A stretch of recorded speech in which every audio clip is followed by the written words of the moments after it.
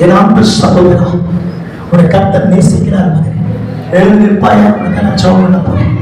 வல்லம் இறங்கிட்டே இருக்குது. தெய்வம் தொழுகிறார் மகனே. எங்க போனாலும் தோல்வியா இருக்கு, தூக்கம் மென்மையா இருக்கு, ஒரு இப்படி சாப்பிட வாழ வைக்க முடியல. கர்த்தர் தொழுகிறார்.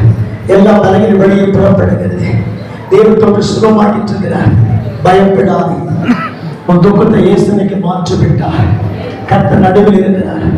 நான் சொல்லிட்டே இருக்கிறேன். உன்னை வல்லம் இறங்கிட்டு இருக்கிறேன். முதுவலி பயங்கரமா இருக்குது. உன் செவி கஷ்டப்படுகிறேன். கர்த்தர் தொடுகிறார். தேவன் தொடுகிறார். தேவன் தொடுகிறார். தேவன் தொடுகிறார். இயேசுவின் நாமத்தில் கர்த்தர் உடைத்து விட்டு போகிறேன். பயப்படாதே. உன் துக்கத்தை ஆற்றி விட்டேன். கர்த்தருக்கு சாட்சியாக போகிறேன். கைத்தட்டி ஆமென் சொல்லுவோமா? ரொம்ப மகனே, 2025 வருஷம் ஒரு கர்த்தர் ஊழியக்காரனா பயன்படுத்த போறார். நம்புறீங்க? நீங்க சுவாசிக்கிறீங்களா? சுவாசிக்கிறீங்களா? கர்த்தருக்கு ஸ்தோத்திரம். ஒரு மிகப்பெரிய தோல்வி ஏற்பட்டு மன உடைந்து உட்கார்ந்து இருக்கீங்க. இயேசுவை உயர்த்த போகிறார். நீங்க ஆஸ்வதிக்கப்பட முடியும். வெட்கப்பட்டு இருப்பத மாட்டீங்க. கை வைத்து ஆமென் சொல்லுவோமா?